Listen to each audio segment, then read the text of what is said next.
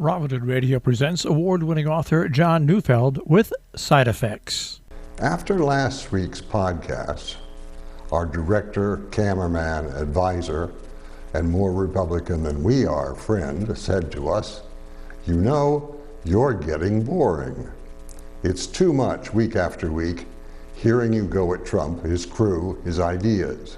You're going to lose your audience if you can't talk about some positive things." We thought seriously about this, but then we remembered that the other half of our weekly endeavors for WHTD-FM included 5 segments each week called Good News, wherein we found items of general surprise and interest: health concerns, elephants, dogs, happy children, veterans rising above their injuries. In a moment of madness, we thought about combining the 2 programs. Good news amid the bad, something like that.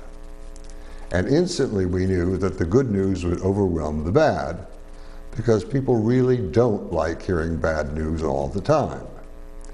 It has already led us all to Trump fatigue, administration fatigue, Russian fatigue, even if you're part of Trump's base. We think Americans believe that nothing that comes from Russia can do us harm, except, of course, the ultimate bomb.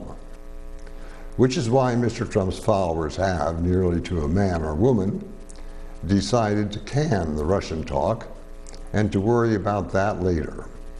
What concerns them most, as it should we think, is their health care plan. We write these columns usually at dawn on Friday, the day we record them. We do that in order to provide our listeners and viewers with the latest real or fake news, whatever the case may be. Half the time we don't know. We may suspect, but we don't know. Which pretty well matches up with the rest of the country, who may suspect but cannot know what's real and what's fake either. It takes time to sort through the Wall Street Journal, the New York Times, Politico, Morning Joe, the Washington Post, CNN, Fox News. Few of them know whether what they're spewing is real or fake too. Why? Because this administration has made it a habit to lie reflexively, without thinking, automatically. A lot of this is, as they say, walked back later.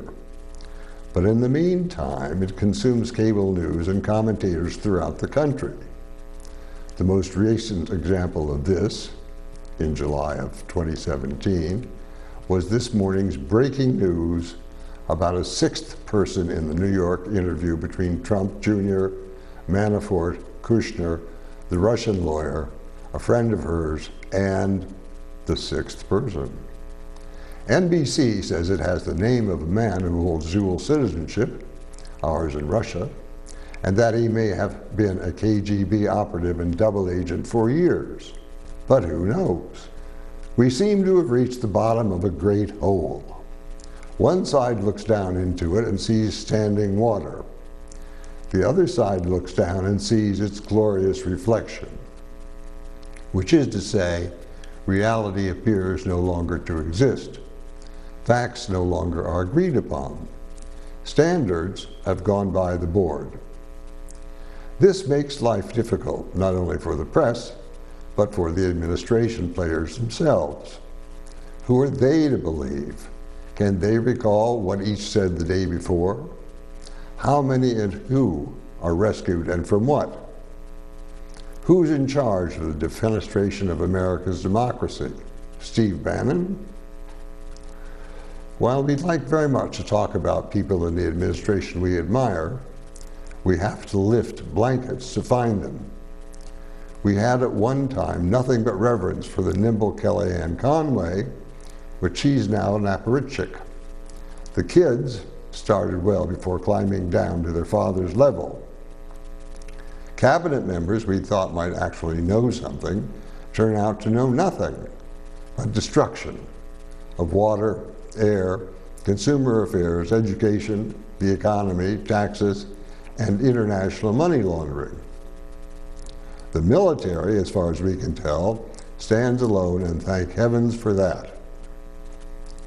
We'll tell you whom we do admire. ourselves.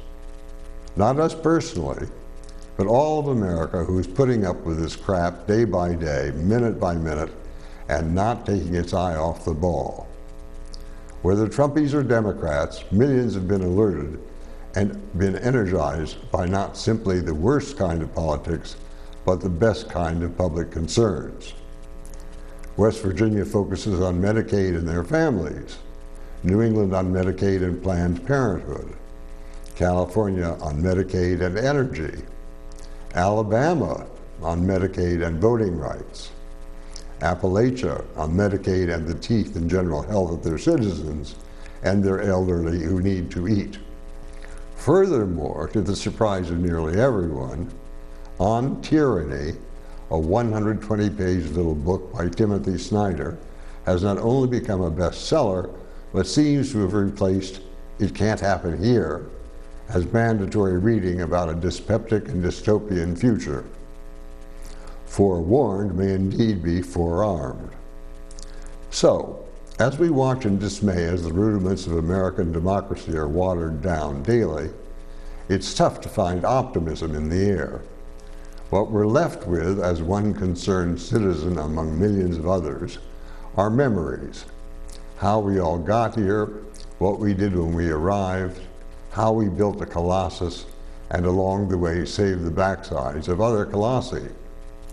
Welcomed as Emma Lazarus did, stood for the national anthem at Comiskey Park, rode our bicycles on sunny afternoons through the countryside shooting at squirrels. We went to school and learned, trained, were hired, built families, cared about right and wrong. That's the good news. We also sold lemonade. I'm John Neufeld. All opinions on side effects are those of John Neufeld and do not represent necessarily the opinions of Robin Hood Radio, robinhoodradio.com, CATV6, or any of the employees, volunteers, or underwriters of Tri-State Public Communications.